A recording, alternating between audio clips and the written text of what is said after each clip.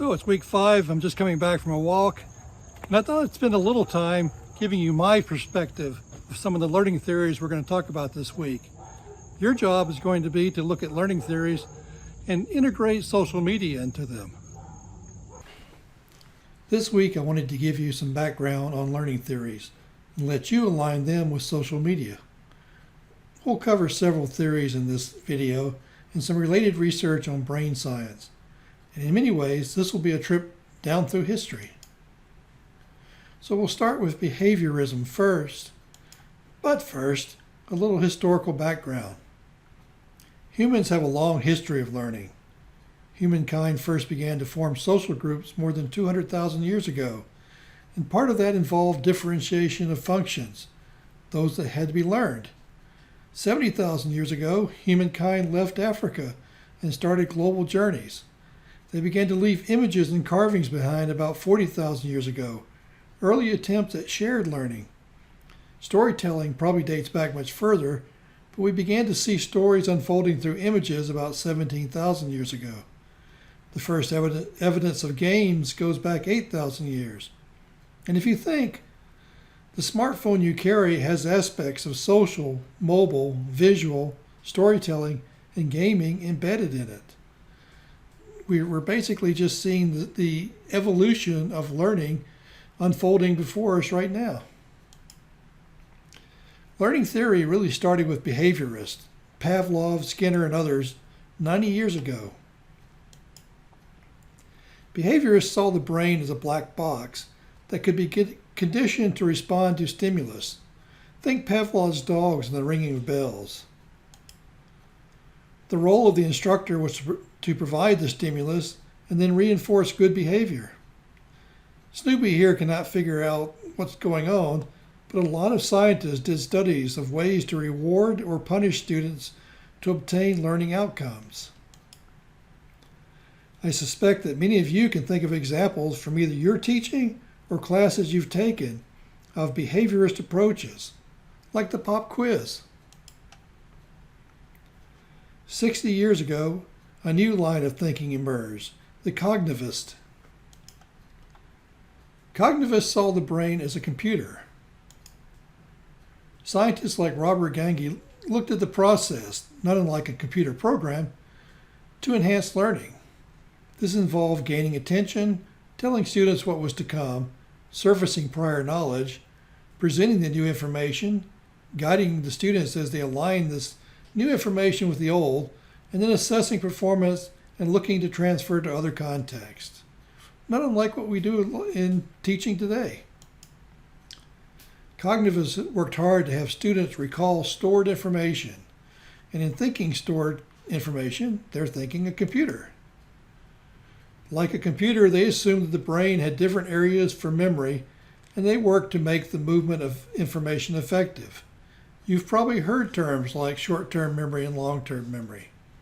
Those aren't really still in vogue, but they're still around. So, in a similar manner to my question about behaviorists, what aspects of learning today reminds you of cognitivism?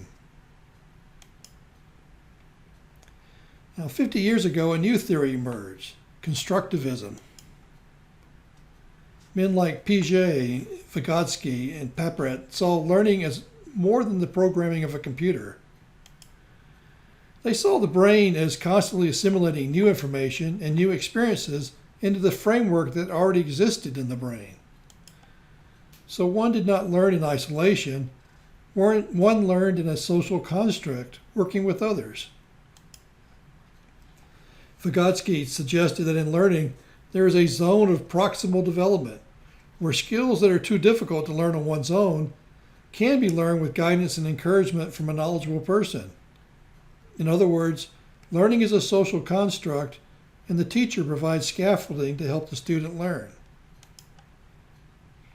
I like to think that this class is an example of constructivist learning, and I suspect you can think of other examples.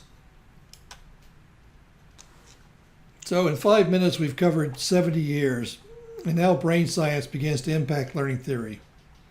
In John Medina's book, Brain Rules, he noted that 70 years is just a blip in evolutionary time, And in looking at how the brain evolved, it was clear that the brain works to solve problems related to surviving in an unstable outdoor environment, and to do so in near constant motion.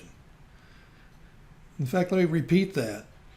Medina said that the brain evolved to solve problems related to surviving in an unstable outdoor environment, and to do so in near constant motion.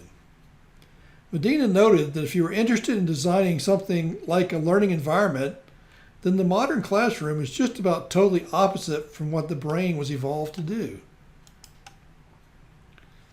So learning science has led us in a number of directions and has actually caused the creation of a number of taxonomies or classifications of learning.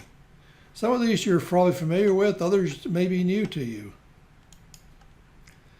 Bloom's taxonomy is probably the best known, with its lower order thinking skills of remembering, understanding, and applying, and higher order thinking skills of analyzing, evaluating, and creating. As shown here, there are a number of apps and even social media applications that could be used to drive different levels of thinking and learning. The Solo taxonomy for structured observation of learning outcomes sees learning as an iterative process where one moves from simple tasks to more complex tasks, eventually showing the ability to transfer knowledge from one domain into another. A lot of people teaching STEM subjects like this taxonomy. Lee Shulman thought earlier taxonomies were too rigid and linear, so he developed his table of learning. He didn't even want to call it a taxonomy, which allows one to move around and even jump across from one form of learning to another. And D. Fink developed this taxonomy of significant learning, weaving in not only instruction, like foundational knowledge and learning how to learn, and integration and so forth, but also human dimensions, such as emotional intelligence and the affective side of learning. I present these four not to suggest that one is better than the other, but rather to suggest that teachers, faculty, and trainers need to examine these and see which is the best fit for your learning environment. And since I favor constructivist approaches, I also look for which of these best aligns with building or constructing new knowledge. So, 3 theories of learning. But learning theory continues to evolve, and in the digital age, a new theory has emerged. Connectivism.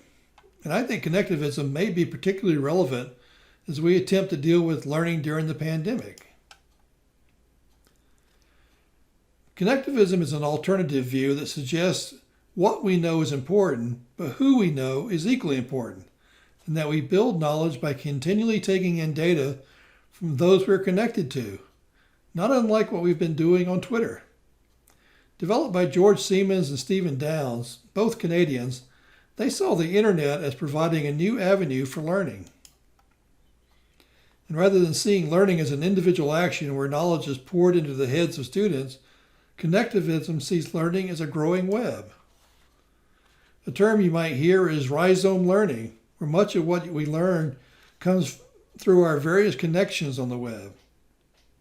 For instance, a few years back, one of my students, who had a Twitter network of 22, basically our class, linked to a new report that had come out that day in a medical journal. I found it interesting and retweeted it, so my network of about 1,000 individuals could see it. One of those, Vicki Davis, was just getting ready to publish her online newsletter that had a subscription of 30,000 educators, and she included this link in her newsletter, with attributions, of course. In the space of 4 hours, a tweet by one of my students was now being seen by thousands. That's the power of a learning network. In other words, it's one thing for a person to know something, but a network knows so much more. And in connectivism, it's not just your network, but all the other networks you might impact. So as with behaviorism, cognitivism, and constructivism, what are the implications of connectivism to your learning situation?